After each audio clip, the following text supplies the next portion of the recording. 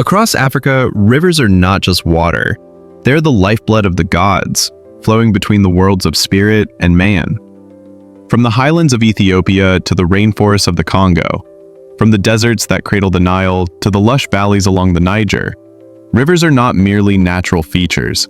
They are sacred arteries, pulsing with divine essence. They whisper stories older than kingdoms, older than memory, carrying the breath of gods, the footsteps of ancestors, and the prayers of generations.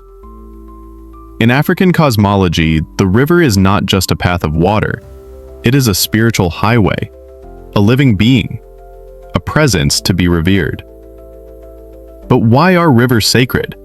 What is it about moving water that stirs such reverence across diverse cultures and traditions? To understand the sacred role of rivers in Africa, we must look beyond the surface. These waterways are seen as cosmic veins, channels through which energy, life, and divine will flow. They connect the heavens to the earth and the living to the dead. When a river flows, it carries more than water. It carries prophecy, healing, memory, and transformation. Rivers are where people come to be cleansed, not just of dirt, but of spiritual burdens. They are the places where libations are poured to gods and ancestors, where offerings are made to seek blessings, and where rituals are performed to mark life's most sacred transitions. In many African societies, to live near a river is to live near power. The river is a guardian, a provider, a healer, and sometimes a judge. When the river floods, it is not seen as random nature. It is the voice of a spirit, expressing joy or anger. When it recedes, it is a message, sometimes a warning, sometimes a blessing. The presence of a river is always more than geographical. It is spiritual. The flow of water mirrors the flow of life, its twists, its renewals, its depths, and its silence. This exploration will take us into the myths, the deities, the festivals, and the rituals where rivers reign. We will uncover how rivers shape culture, speak prophecy, and continue to serve as sacred bridges between the physical and the divine. Through them, the gods move. Through them, the earth breathes. And through them, the human soul remembers its place in the great circle of life. In African cosmology, rivers do not merely separate one land from another. They link dimensions.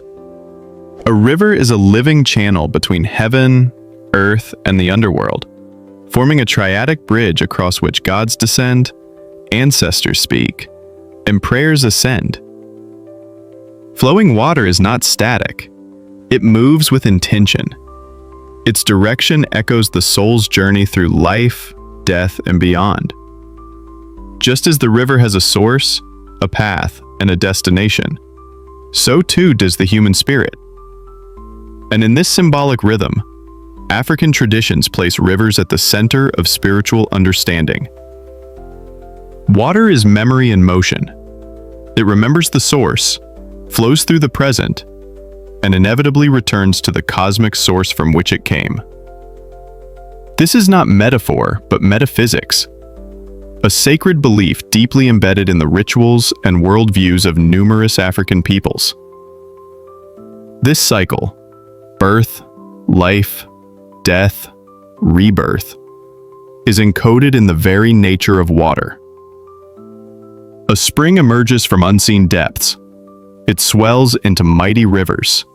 It empties into vast oceans, evaporates, and returns again as rain.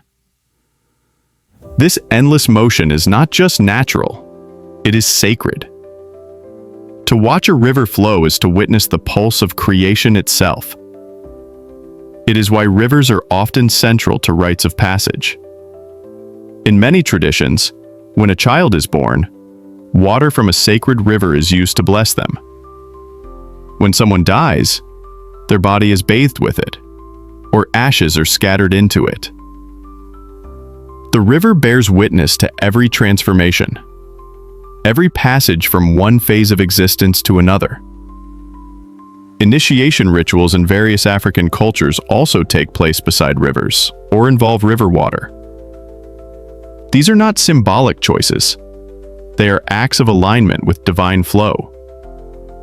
A boy becoming a man, a girl crossing into womanhood, a spiritual seeker undergoing transformation. All must interact with the river. In Yoruba initiation rites, for instance, river deities like Oshun are called upon to bestow sweetness and wisdom. In the Congo, the Mukanda initiation schools often involve bathing in rivers to cleanse the soul before receiving spiritual instruction. Among the Bantu, river rituals are performed by elders to mark the readiness of a youth to carry the spiritual responsibilities of adulthood. The river thus becomes both the threshold and the witness of transformation. Libations, one of the most widespread African rituals, often involve pouring water, wine, or palm oil into the earth, and especially into rivers. When someone pours a libation beside a river, they are doing more than offering. They are activating. The river becomes the courier, delivering messages, offerings, and reverence to the divine and ancestral realms. The act of pouring is a spiritual dialogue, a call and response where the river is both listener and speaker. Even the ripples in the water are believed to carry the vibration of spoken names, prayers, and blessings into the unseen world. In such ceremonies, one does not merely interact with water, but with sacred presence. Across African cultures, the myths of rivers reflect this sacred understanding. Among the Igbo, the goddess Idemili lives within the river that bears her name. She is both a protector and an enforcer of justice. She receives offerings and gives visions. The Nile in ancient Kemet was not just a river, but a god, Hapi, who flooded the land each year to ensure prosperity. This flooding was not feared, but celebrated as a divine act, the breath of Osiris renewing the land. The Zulu believe in water spirits who dwell within rivers and lakes, capable of both blessing and taking life. They are consulted in times of drought, and when children fall ill, sacrifices are made to these spirits in return for healing. The Fon people of Benin tell of river deities who must be appeased to ensure fertility and prosperity. Even in modern times, people still leave food, cloth, and money at riverbanks, whispering prayers for the spirits to carry their hopes into the divine realm. In African oral traditions, stories passed down through generations often use rivers as central characters, wise, ancient entities that know the beginnings of the world and foresee its ends. Among the Bantu peoples, rivers are said to hold the first songs ever sung by humanity, and bathing in their waters is believed to awaken ancestral memory. In Madagascar, river spirits are known to protect entire villages, with ceremonies held annually to renew the bond between people and the living water. These stories are not static myths, but living wisdom, adapted across time yet rooted in timeless truth. The river, in all these narratives, is never merely a body of water. It is a flowing archive, a sacred scroll written in liquid form. The symbolic significance of rivers also extends into architecture and urban planning. In many ancient African civilizations, settlements were built not only for economic access to water, but also to align with spiritual flows. The positioning of temples, marketplaces, and royal compounds often followed the curves and bends of sacred rivers, reflecting a deeper understanding that divine energy flows in tandem with the river's path. The urban heart of a community, in this sense, pulsed in rhythm with the river. This design was not just geographical, it was metaphysical, cosmological. Rivers also function as silent historians. They carry with them not only water, but the legacy of those who have lived and worshipped along their banks. Oral historians often recite epics by riversides, using the water's sound as rhythm and witness. In this way, the river participates in the storytelling, echoing the sacred words into eternity. To speak beside a river is to know that the gods, the ancestors, and the unborn are all listening. Thus, the river is never just water. It is a sacred current through which Africa remembers, prays, transforms, and lives. Every drop, every bend, every wave carries with it the breath of the divine. The great rivers of Africa are more than geographical marvels. They are living mythologies, breathing deities, and sacred currents that have shaped civilizations, guided rituals, and anchored cosmologies for millennia. Each river carries with it not only water, but spirit, power, and divine presence. Their banks have witnessed the rise and fall of empires, the birth of legends, and the whisper of oracles. From north to south, east to west, these rivers pulse with ancient memory, and at the heart of their flow reside gods and goddesses, watchful, protective, sometimes wrathful, always divine. The Nile, stretching across the northeast of Africa through Egypt, Sudan, and Ethiopia, is the most storied river on the continent, and perhaps the world. To the people of ancient Kemet, this river was not simply a resource, but a god, Hapi, the nourisher of the land. Each year, the Nile's inundation was awaited with sacred anticipation. It was Hapi's blessing that allowed crops to grow, cities to flourish, and life to continue. The Nile's flooding was not chaos. It was divine order, a yearly resurrection linked directly to the god Osiris, who represented death, rebirth, and eternal return.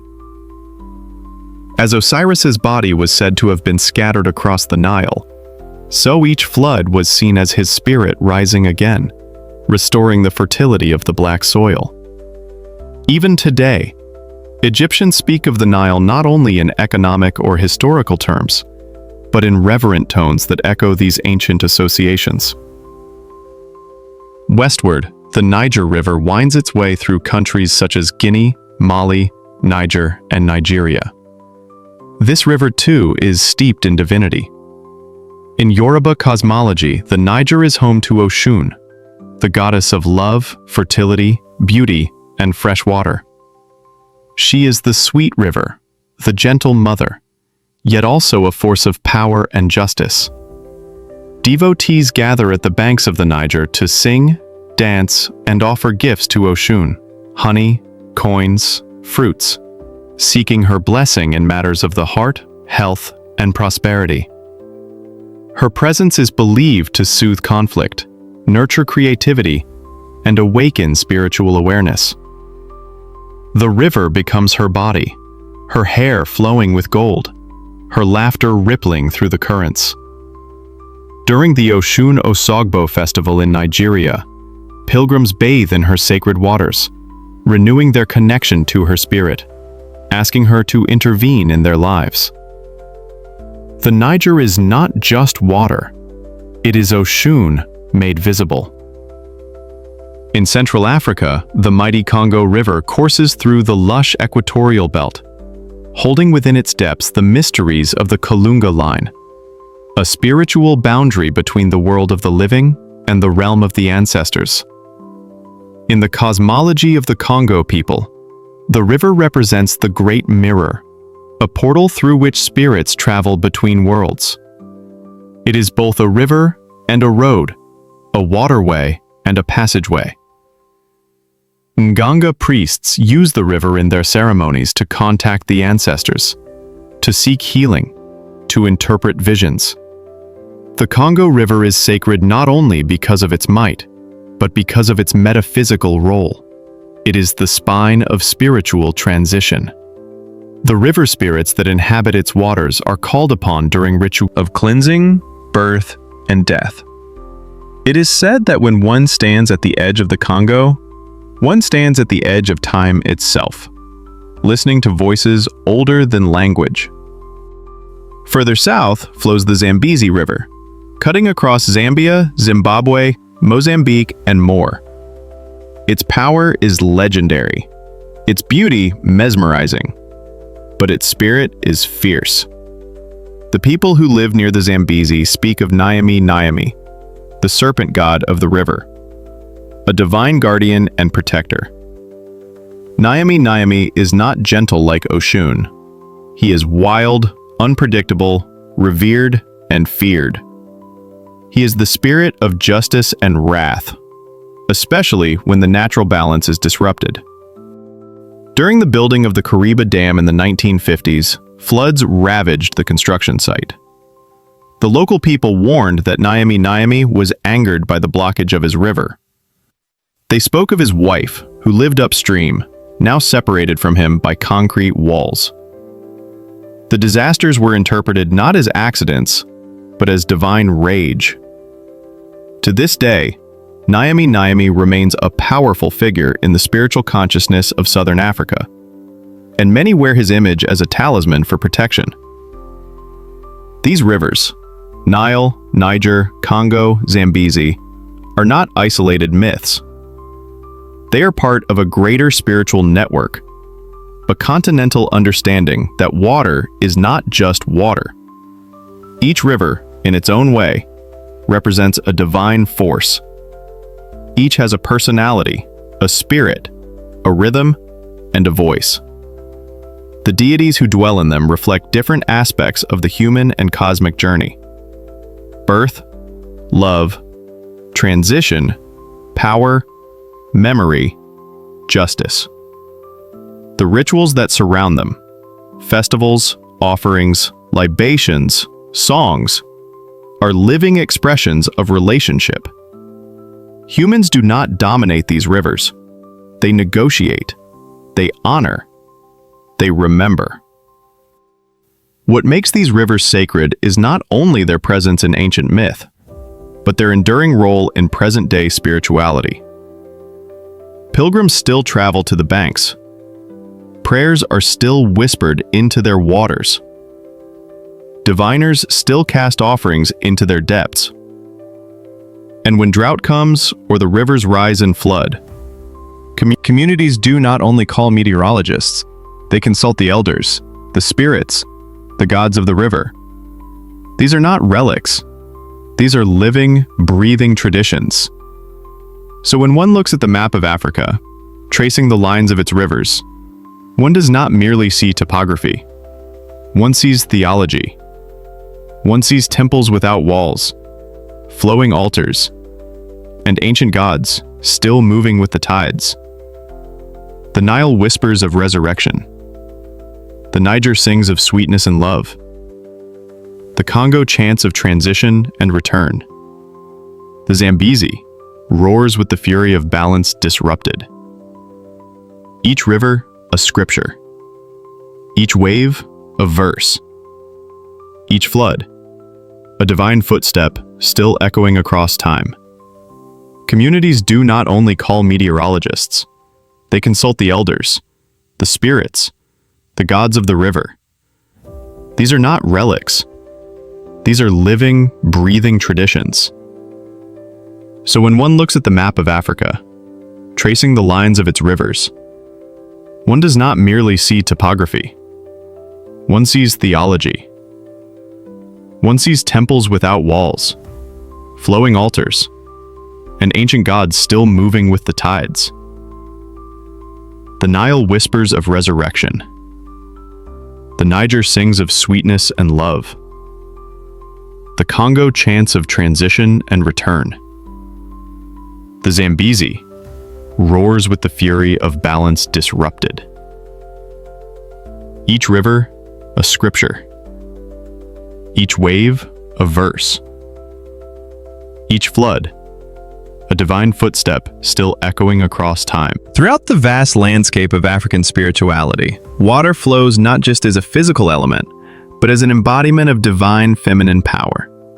Rivers are revered not only for their life-sustaining essence, but for their spiritual identity as sacred mothers, sensual healers, and cosmic lovers. They carry the softness of birth, the nurturing flow of love, and the fierce defense of justice. They are not merely sources of water. They are deities, alive and responsive, feminine in their mystique and maternal in their embrace. Among the most celebrated of these divine feminine forces is Oshun, the Yoruba goddess of fresh water, love, fertility, and sensuality. She is not a distant abstraction, but a tangible presence, felt in every ripple of a stream, every golden reflection of sunlight dancing on the water's surface. Oshun is the sweet river. She is beauty personified, grace incarnate. In Yoruba tradition, she is not only invoked for matters of the heart, but also during childbirth, healing, and rites of passage. Her devotees approach her river shrines with offerings of honey, oranges, cinnamon, and perfume, gifts of sweetness that mirror her own. Women seek her blessing to conceive. Artists call on her for inspiration, and lovers ask for her guidance. During the Oshun-Oshogbo festival, the river becomes her sanctuary. Pilgrims from across Nigeria and beyond gather at the banks to celebrate her, bathe in her waters, and rekindle their spiritual bond with the goddess who listens, heals, and restores. In Oshun's sacred waters, the feminine divine is not just honored, it is central to life. Across West and Central Africa, another powerful feminine river presence emerges in the figure of Mami Wata. Her name, Mother Water, is whispered with both reverence and fear. She is a shapeshifter, a mermaid, a spirit of wealth, seduction, and spiritual mystery. Mami Wata is known for her duality. She can bless with abundance or curse with loss. She appears in dreams, visions, and sometimes in waking encounters, often at the water's edge or in moments of great transition. Women and men alike serve as her priests and devotees, and her altars are filled with mirrors, combs, and sweet drinks, symbols of beauty, vanity, and allure. Mami Wata embodies the river's power to seduce and sanctify, to cleanse and claim. Her rituals often include dances by the water, trance possession, and spirit marriages, where devotees become spiritual spouses of the goddess, bound to her in love and service. In southeastern Nigeria, the river goddess Idemili holds sway over the Igbo people. Her domain is justice, balance, and sacred order. She is not as playful as Oshun or as enigmatic as Mami Wata. She is stern, righteous, and majestic. The river Idemili is considered her sacred dwelling, and its purity is fiercely protected by her devotees. Ceremonies to honor Idemili include offerings of white cloth, yams, and chalk. Her symbols, especially the python, a sacred animal, are treated with deep respect. Idemili's femininity is expressed not in softness, but in sovereignty. She is the river mother who teaches that beauty must be matched with discipline and love with law. Her presence reminds the community that the feminine divine is also guardian of justice and balance. Rituals at rivers across Africa often follow similar spiritual patterns, reflecting the feminine aspects of water: cleansing, healing, birthing, transforming. Young women undergoing puberty rites are brought to the river to be washed and blessed, symbolizing their readiness to carry the sacred power of fertility. Couples visit rivers to ask for blessings in their marriage. Women struggling with infertility come to pray, to cry, to sing, and to receive visions. Bathing in sacred rivers is not simply an act of hygiene. It is an act of rebirth. The river receives pain and gives back power. It takes confusion and returns clarity. In these moments, the river is not just a body of water. It is a divine womb, receiving the old and birthing the new. Some traditions even include marriages to river spirits. In these ceremonies, a devotee is spiritually united with a goddess like Mami Wata. This union is both symbolic and deeply personal, influencing the devotee's dreams, decisions, and destiny. Spiritual marriages are marked by offerings, vows, and ongoing rituals to maintain the sacred bond. The river, in this context, becomes both temple and altar, a flowing chapel where spirit and soul are bound together in sacred union. The contrast between these feminine river forces and their masculine counterparts is striking. While the likes of Nyami Nyami, the serpent god of the Zambezi, manifest in forms of wrath, disruption, and protection, the feminine deities offer guidance through beauty, nurture, and transformation. Nyami Nyami may flood to express anger or defend his realm, but Oshun blesses with sweetness and seduction. Where the masculine rivers roar with warning, the feminine rivers sing with wisdom. Yet both energies are necessary. The river must both rage and soothe. The divine must both protect and heal. In African spirituality, the river is a whole being, containing the masculine fire of justice and the feminine balm of grace. This sacred balance is what makes African river traditions so enduring and profound. To sit at the bank of a river is to feel the pulse of the divine feminine. To bathe in it is to receive the wisdom of the goddess. And to speak to it is to engage in dialogue with beauty itself. Rivers, in this spiritual context, are not passive landscapes. They are living, breathing goddesses, holding in their depths the power to birth, bless, and bring back balance to the soul and the world. Rivers have always held a boundaryless power in African spiritual imagination. They do not simply traverse landscapes, they traverse realities. In the turning of water, one hears echoes of life's fragile threshold, of souls slipping between realms, of beginnings and endings in constant conversation. Rivers are not solid ground which anchors. They are flowing skins over the body of the earth, liminal spaces where life touches death, where the physical dissolves into spirit, where the world of the seen mixes with the unseen. To cross a river is not merely a geographical act. It is a ritual act. A moment when one leaves one state behind and enters another. Across diverse cultures, these crossings are understood to connect living and dead, body and ancestor, destiny and memory.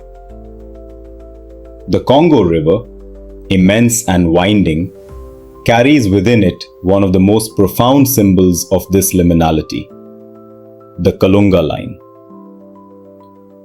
It is both myth and map, that dividing line that separates the realm of the living from the realm of the ancestors.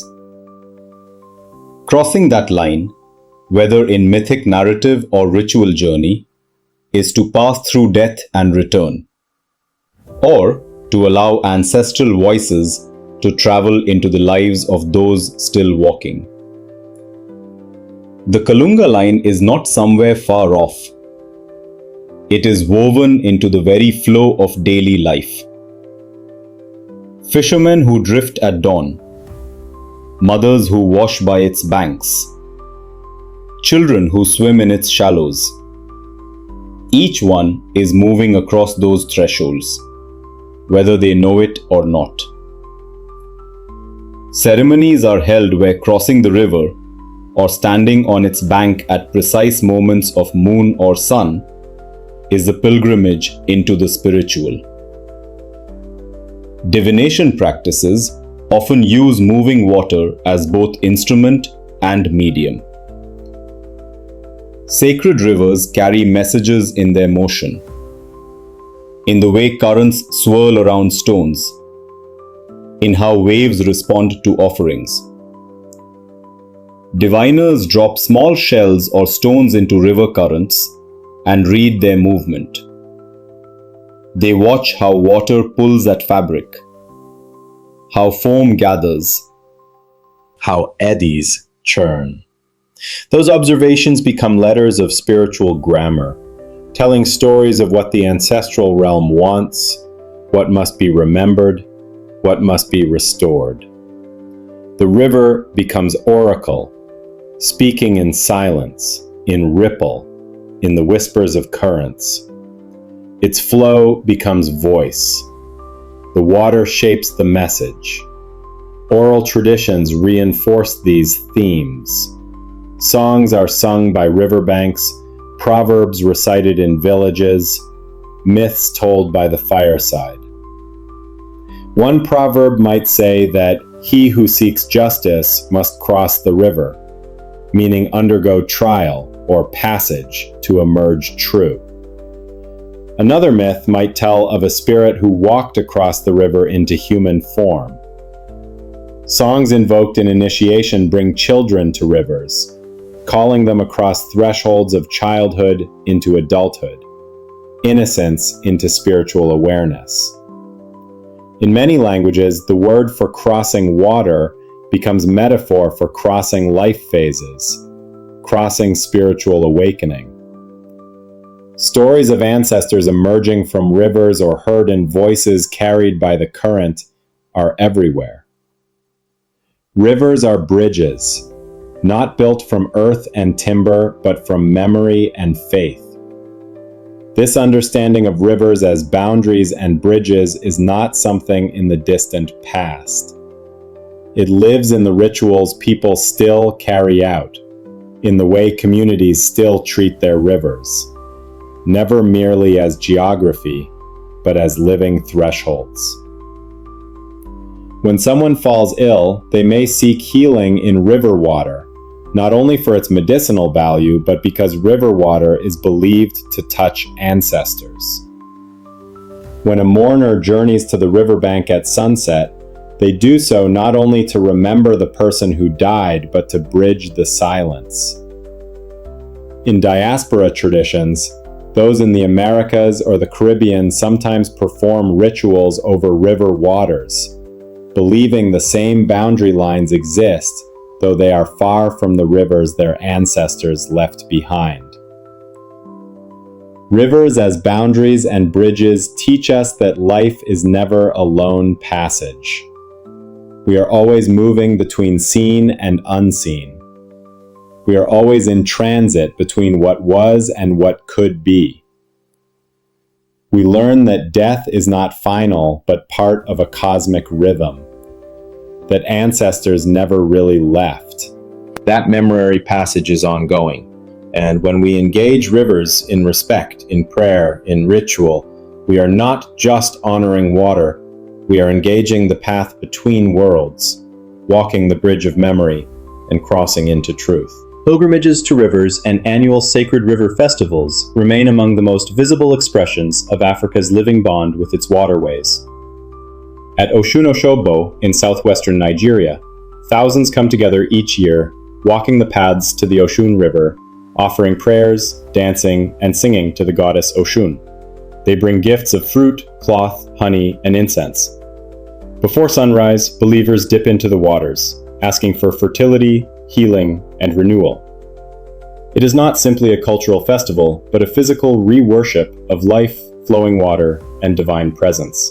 These pilgrimages reconnect people with the ancient belief that rivers are living gods, that their banks are shrines, and that every stream is sacred.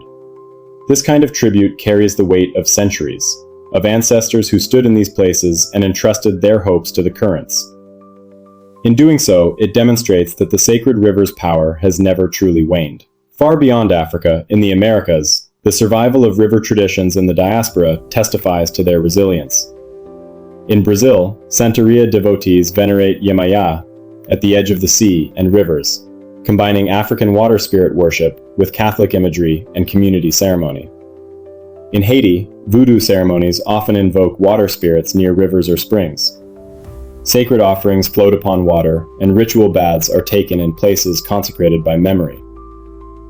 In Cuba, candomblé terreiros often include river elements in initiations and healing ceremonies.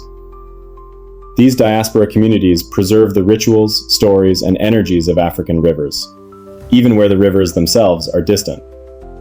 They are living proof that the water's spiritual role cannot be unmoored from people's hearts. Generations removed, yet still the river songs are sung. Still the water calls. Yet the modern world threatens what these traditions depend upon. Rivers which once flowed freely through forested valleys and floodplains are being dammed, polluted, diverted, drained. Industrial waste flows into currents once sacred. Farming pesticides, plastic debris, hydroelectric dams, all disrupt the rhythm of water, degrade its purity, and sever its spiritual flow. Where fish once served as signs from ancestors, now nothing stirs. Where people once bathed in rivers and morning rituals, now the river carries disease.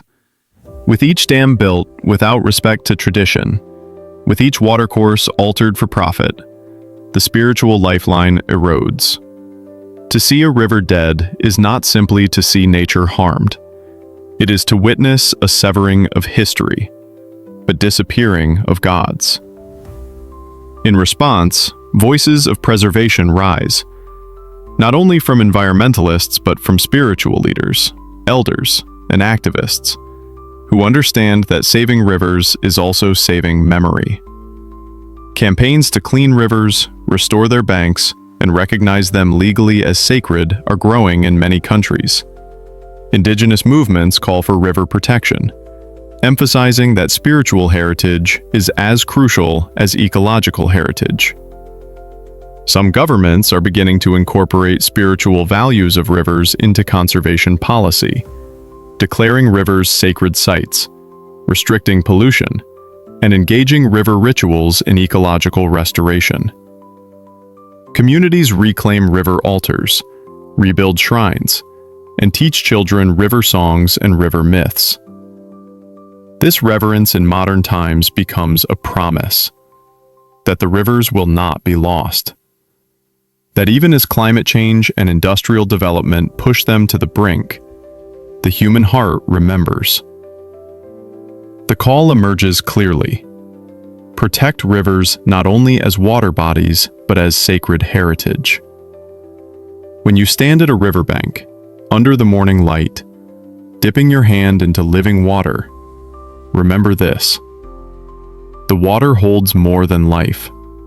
It holds ancestors, prayers, prophecy. To protect the river is to protect that living dialogue between spirit and flesh. May we carry that awareness forward, guarding rivers as both ecological lifelines and doorways to the divine. Rivers are more than channels of water. They are veins of the earth, carrying not only life, but memory and divinity. From the sacred Nile, whispering of rebirth, to the Niger where Oshun's laughter ripples, the Congo's deep currents that cross into the realm of ancestors, and the Zambezi, whose serpent spirit demands balance. Each river holds ancient stories, ancient power. Even when unseen, the pulse of their flow is felt. In rainfall, in ritual, in longing. In their motion, we remember what was, what is, and what might be again. If rivers are the lifeblood of the gods, what happens when the rivers die? When pollution chokes currents, when dams sever flow, when offerings go unmet and shrines crumble, the answer is not simply ecological loss. It is spiritual silence. It is forgetting. The memory carried by water begins to fade. When rivers shrink, so too does the link between everything. The embodied ancestors, the songs, the prophecies, the sense that the unseen remains close. Without living rivers, prayers lose their channel. Rituals lose their altar. We may still speak, but the echo fades into dry earth. Yet all is not lost. The rivers still flow in the hearts of those who remember. The memory of rituals, the taste of clean water, the sight of moonlight dancing on moving current. These keep the sacred alive. Rivers continue to speak to those who listen. They invite us to rescue what has been wounded, to restore purity, to walk riverbanks with reverence, to reclaim stories, to protect what is sacred. Whether one lives near a river or far from one, Rivers of Africa are still lifelines not just for ecosystems, but for belonging, for identity, for hope. The rivers of Africa are not just water. They are living prayers, still flowing, still speaking, still sacred. Thank you for joining this journey. Thank you for listening. Thank you for remembering with us.